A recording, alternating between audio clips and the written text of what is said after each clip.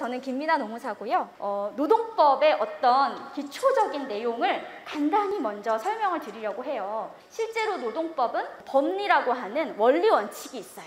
아침 9시부터 몇 시까지 무슨 일을 하고 어떤 조건으로 얼마를 받고 이렇게 일을 하게 되는 관계, 노동계약입니다. 우리 일하는 관계가 과연 평등한가에 대한 의문에서부터 이 노동법은 시작돼요. 과거 영국의 모습인데요. 노동법이 없던 시기예요. 노동법 없고 계약했으니까 그냥 들어와서 일해, 이거였어요. 우리 계약했잖아, 12시간 이상 일하기로. 이 당시의 특징은 또 뭐냐면 일을 많이 하면 할수록 임금이 떨어져요. 수요 공급 원칙 있잖아요. 밖에 일할 사람이 너무 많았던 거예요. 해고를 막을 수 있는 법이 없어요. 그냥 계속 나가요. 그리고 임금은 점점 떨어져요. 임금이 덤핑돼요. 이게 초기 자본주의 시대의 모습입니다. 노동계약에서는 이 계약의 자유는 사장님의 자유구나, 노동자에게는 무언가 선택할 수 있는 자유가 없다라는 걸 인식하기 시작합니다. 그래서 많은 노동자들이 싸웁니다. 1886년 5월 1일은 우리 알고 있는 노동절의 기원이 되는 날이죠. 이때 처음으로 하루 8시간 노동시간에 대한 이야기가 나왔다라고 해요. 노동자를 보호할 수 있는 법, 그리고 노동자들이 뭉쳐서 싸울 수 있는 권리, 그것에 대해 보장하라고 국가한테 요구하기 시작합니다. 노동조건, 근로조건의 기준은 인간의 존엄성을 보장하도록 법률로 정한다. 근로조건은 여러분들이 일하는 조건이라고 생각해 보시면 돼요. 그 일하는 조건, 근로조건의 기준, 하한선을 법률로 정한다고 헌법에서 정해놓고 있습니다. 근로자는 근로조건의 향상을 위하여 자주적인 단결권, 단체 교섭권 및 단체 행동권을 갖는다. 여러분들 이야기죠. 여러분들이 있는 이유는 노동 조건을 높이기 위해서예요. 노동 3권이라고 표현되는 이 권리가 우리 법 중에 제일 높은 법인 헌법에 이렇게 정해져 있습니다. 법정 최저 기준, 아까 그랬죠. 최하한선, 사장 이거보다는 낮으면 안 돼 라고 하는 최하한선, 이거보다 낮으면 당연히 무효죠. 최저임금법보다 낮으면 무효고 근로기준법 위반하면 무효잖아요. 노동법을 많이 위반하는 회사는 형사처벌도 받고 또 한편으로는 투자 가치가 있나? 이렇게 의심당하는 요즘 트렌드입니다. 코로나 이야기를 할 텐데요. 여러분 이거 너무 실무적으로 많이 쓰여서 말씀드려요. 박스가 밑으로 갈수록 좀 힘이 약한 거거든요. 근데 실제 현장에서는 사용자의 지시가 굉장히 힘이 세잖아요. 사장의 힘, 회사의 힘 되게 세죠. 근데 이게 근로계약을 위반할 수 없고 우리 취업규칙을 위반할 수 없고 우리 단체협약을 위반할 수 없잖아요.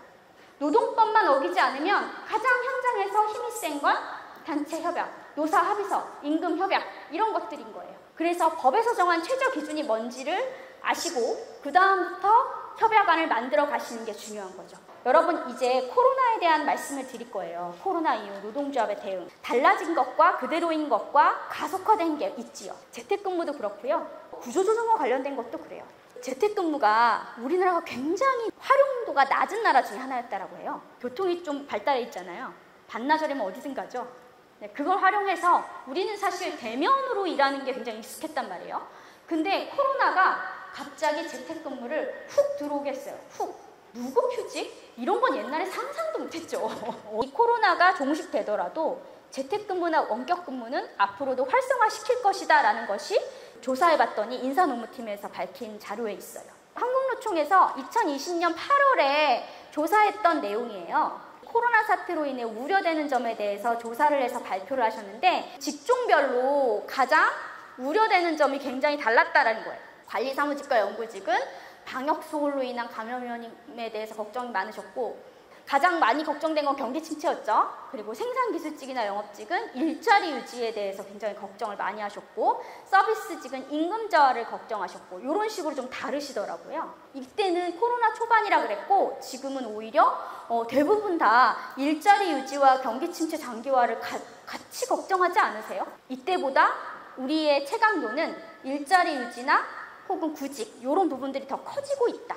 여러분 이거 기업 규모별 보실래요? 50인 미만 같은 경우는 52.0% 다 그냥 일자리 유지에 대한 걱정만 해요. 근데 1000명 이상이 되시면 그거보다 적게 경기 침체 장기화를 걱정하셨어요. 물론 일자리 유지도 걱정해요.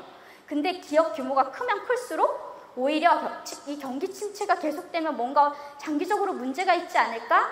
단시간 안에 일자리가 뭐 없어지거나 이러지는 않을 것 같아라고 걱정하시지만 이게 이제 작년이고 올해부터는 또 다르다라는 거죠. 재택근무를 보시면 여러분들이 이제는 재택근무에 대한 개념이 조금 생기셨겠지만 일하는 장소만 바뀌었을 뿐 일하는 시간, 일하는 내용, 뭐 근태 관리 다 똑같은 거죠. 근데 우리 근로계약서에 혹은 취업규칙에 일하는 장소에 대해서 아주 특정되어 있는 경우가 있어요. 이렇게 장소되어 있는 데라면 근로계약의 변경이 필요하죠.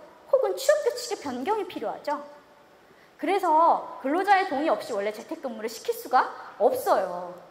이렇게 계약되어 있으면, 장소가 딱 정해져 있으면 재택근무 실시에 관한 규정이 있으면 그냥 그대로 하면 되는데 그게 아니다 그러면 원래는 개별 노동자한테 다 확인했어야 되는 거예요.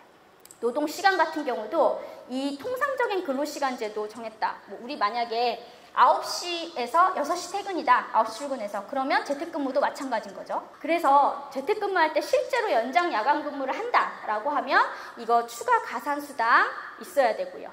간혹 너무 과하게 복무관리를 하는 경우가 있어요. 눈에 안 보이니까. 제가 들은 얘기 중에는 자리에 일어나기만 해도 부자가 올린대요. 이렇게. 이 프로그램이. 이런 방식으로 감시 제도가 들어온다라고 했을 때 굉장히 많은 노동자들이 정신적으로 고통을 겪을 수밖에 없거든요. 이런 방식들이 일어나지 않을 수 있는 논의가 필요합니다. 재택근무니까 교통비, 식비 안 들어요? 재택근무 하더라도 다 받으셔야 돼요. 통상임금이잖아요. 노동부에서도 그거 인정하고 있어요. 위치 추적 프로그램, 이거 원래 개별 동의서 다 필요합니다. 개별 노동자 동의서 다 필요해요. 그리고 요즘은 이거 많이 물어보시더라고요. 재택근무 중에 산업재해가 돼요? 라고. 일하다가니까요. 산업재해 되겠죠. 근데 되는 경우 안 되는 경우가 이게 노동부에서 나온 사례예요. 근로시간 제도로 넘어갈게요. 주 최대 52시간. 주 52시간 아니에요. 우리 주 40시간. 주 40시간인데 연장했을 때 52시간이냐 아니냐예요. 2021년도에 또 이렇게 바뀝니다. 선택적 근로시간 제도 가장 많이 하시고요. 또 일부 전문직이라고 보여지는 데들은 일부, 아주 일부 재량 근로도 합니다. 탄력적 근로시간 제도가 원래 2주 단위랑 3개월 단위가 있는데 이제 6개월 단위까지 새로 생겼어요. 이슈가 많은 제도인데요. 이것보다는 오히려 이 선택적 근로시간 제도를 설명드리려고 해요. 선택적 근로시간 제도는 하루의 근로시간이 8시간이기도 했다가 4시간이기도 했다가 12시간이기도 했다가 근로시간이 왔다리 갔다리 하는 게 선택적 근로시간 제도예요. 근데 이게 부작용들이 있어요. 왜냐하면 평균을 내서 어차피 52만 넘지 않으면 처벌받지 않기 때문에 회사 쪽에서는 혹시 어느 한 주에 일이 너무 많다거나 어느 날 일이 너무 많으면 일을 많이 시킬 수 있죠. 매일 8시간씩 일하면서 어떤 날 일을 많이 했다가 어떤 날은 그냥 8시간 일해도 업무 강도가 약했다면 이제는 강도가 세게 왔다리 갔다리 출렁하는 거예요. 여러분 이 합의서 지금 고용노동부에서 표준으로 나온 합의서거든요. 4조 보세요. 4조. 1일 8시간 곱하기 해당 월의 소정 근로일수만큼 일하기로 약정하는 거잖아요. 매달. 그래서 거기에 휴일, 휴무일은 제외 이렇게 돼 있어요. 그러면 휴가는요? 휴가하는 날, 내가 휴가 쓰는 날은 일하기로 정해져 있는 날이지만 일을 안 하잖아요. 그럼 총 근로일수에서 원래 빠져야 되잖아요. 근로시간에서. 이게 안 빠지는 바람에 휴가를 사용하면 시간의 근로수당이 발생 안 하거나 노동시간이 안 채워지거나 이런 문제들이 막 발생을 해요. 여러분 이거 반드시 기억하세요. 만약에 합의하신다라고 하면 저 4조, 저 부분은 조심해야 된대. 그리고 의무시간대 있잖아요. 의무시간대를 간혹 뭐 하루에 최소 얼만큼 이상 이렇게 해놓는데 이거 원래 안 돼요. 원래 최소 근무시간대는 시간이 딱 정해져야 돼요. 그리고 유효기간, 여러분 요즘 유효기간이 또 핫 이슈였어요. 유효기간을 반드시 일몰로 합의하셔야 된다. 이 선택적 근로시간 제도가 1개월에서 3개월까지 늘어나는 내용이 들어가요. 특히 신제품 개발이랑 IT 쪽에서 많이 활용할 수 있는, 모두가 다 3개월이 되는 건 아니고요. 여기 밑에 보시면 신상품 또는 신기술 개발 업무 같은 경우에 3개월까지 늘어날 수 있도록 지금 하고 있거든요. 이게 늘어나면 늘어날수록 우리 노동자한테는 계산도 복잡해지고 요리하지 않아요. 주 40시간 넘어가면, 평균에서 주 40시간 넘어가면 선택적 근로시간도 가산, 수당 지급해야 되는데 그걸 다시 휴가로 대체해요. 2시간 일하면 2시간 휴가 받는 게 아니라 3시간 받아야죠. 1.5배. 이걸 간혹 우리는 그냥 맨날 1대1 트레이드만 했는데 임금 체불이 쌓이고 있는 거예요. 특별 연장 근로는 정말 특별한 사정이 있으면 노동부 장관한테 인가 받아가지고 그 노동자 동의 받아서 일을 많이 시킬 수 있는 제도예요. 재난급이어야 돼요. 재난이어서 야 이런 날 이런 때 무슨 노동 시간이 요 체크해. 근데 이거 막 이래야 돼. 특별 연장 근로는요. 여러분들 근로자 대표인 여러분들과 합의하지 않아도 할 수 있어요. 이거 합의 제도가 아니에요. 단체협약에 특별 연장 근로 할 때는 노동조합이랑 합의해서 하게끔 넣으셔야죠. 이거 특별 연장 근로 회사가 혹시 개별 노동자들 합의 받아서 막 할까봐 꼭 반드시 노동조합에서 사전 노사 합의로 인가 신청할 수 있도록 합의해. 특별 연장 근로 할 때는 노동조합이랑 사전 합의할 수 있도록 사전 합의해서만 가능하도록 합의해. 이런 내용이 들어가 있는 거죠. 연장 근로 폐지하는 거 여러분. 연장 근로 폐지하는 거 불법이에요? 그 폐지 자체는 불법이 아니에요. 근데 고정되게 만약에 수당을 주고 있었다? 그러면 좀 다른 문제예요. 연장근로 폐지 자체는 가능하지만 수당의 문제랑 연결되어 있을 때는 함부로 폐지할 수 없는 내용이 고용노동부에서 이렇게 해석이 있는데요. 아직 법원 판결이나 이런 게 아니기 때문에 이 부분은 저는 뭐 노동부에서 이렇게 보고는 있지만 우리한테 좀 아직 과제로 남아있다. 우리 포괄임금제 없애면서 이거 이슈가 계속 있죠. 그죠? 요즘 코로나 때문에 어디가 힘들다라고 하면 제일 먼저 꺼내는 카드가 임금 삭감, 임금 반납 이런 내용들이잖아요. 임금을 삭감한다라고 하는 건 미래 어느 시점부터 임금이 떨어지는 거예요. 미래 어느 시점부터 단체협약으로 노사 합의로 가능하다. 만약에 하신다라고 하면 기간이랑 범위를 아주 명확하게 하셔야 돼요. 반납은 이렇게 생각하세요. 주머니에 임금이 들어갔다가 다시 나오는 거예요. 결국에는 한번 이미 나한테 이 조합원의 입장에서는 이미 나한테 소유권이 생긴 걸 내가 다시 주는 거잖아요. 회사한테. 회사 어렵다니까 얘다 하고 주는 거죠. 그러면 이거는 우리 노동조합만 합의해서는 불가능해요. 왜냐하면 이미 소유권이 우리 조합원님한테 들어갔잖아요. 개별 동의 받으셔야 되는 거예요. 반납 같은 경우에. 코로나 매출 감소로 무급휴직한다 이런 얘기 들어보셨죠? 무급휴직은 원래 사용자, 근로자 의사에 반해서 할 수 없어요. 그만큼 이 무급휴직은 함부로 이렇게 실시할 수 없는 내용이다. 그리고 휴업수당, 사장님이 자체적인 판단에 의해서 그냥 점포를 닫았어요. 정부에서 셧다운 시킨 게 아니라 경영상의 판단으로 문 닫았다? 이건 다 전부 다 휴업수당 발생합니다. 전직, 전출, 전적 앞에 다 전부터요. 전직은 약간 직무 변경이나 근무 장소 변경이거든요. 내가 요 은행에 있는 거는 맞아. 똑같은 은행에 있는데 그 안에서 이동하는 거. 그건 전직이나 전출이죠. 전직이나 전출은 회사한테 굉장히 많은 권한이 있어요. 근데 전적 보세요. 전적. 내가 원래는 A사에 입사를 한 건데 갑자기 A사의 자회사로 내 소속이 그냥 바뀌어요. 그게 돼요? A사의 자회사는 A사가 아니죠. 적이 바뀐다. 즉 법인이 완전히 다른 법인이에요. 바꿀 때는 노동자의 동의가 필요해요. 여러분 희망퇴직, 노동법에는 이런 말이 없어요. 희망퇴직은 정년에 아직 도달하지 않은 직원인데 일정 정도의 보상을 하고 서로 합의하에 사직하는 거예요. 이 희망퇴직은 신청 자격 시행 시기 여부 조건 다 회사가 정할 수 있도록 돼 있어요. 지금 원하지 않으면 서명하지 않아야 된다. 또 부당한 압력이 가해졌을 때 직장 내 괴롭힘 혹은 면담 강요 이거 막을 수 있는 노동조합의 역할이 필요하다.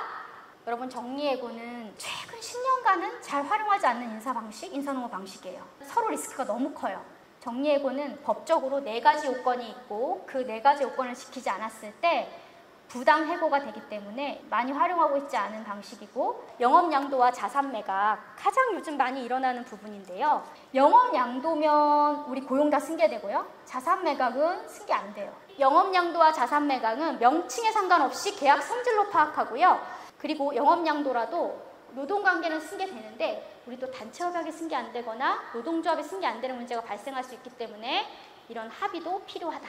단체 협약으로, 노사 합의서로 안전할 수 있는 방식들을 많이 장치들 만들어 놓으셔야겠죠. 단체 협약을 통한 경영 참가 예전에는 엄청 막았어요. 이 경영 참가가 앞으로는 많이 확장될 거다라고 보고요. 선진국들이 그래왔듯이 최우선 요구사항은 단체협약 개정하는 게 맞다. 두 번째, 단체협약 개정이 어려우면 노사협의회 운영 개정 통해 가지고 이런 부분들 의결사항으로 전환해라. 특히 이렇게 고충처리나 인사노무 관리 제도나 어떤 신기술 도입이나 이런 것들, 여성 노동자 보호 관련한 이런 것들은 의결사항으로 좀 끌어올려 보자. 근로기준법상 근로자 대표로서 이런 기능들을 가지고 계신데 슬기롭게 우리 단체협약 체결하시고 또 투쟁하셨으면 좋겠습니다. 오늘 감사했습니다.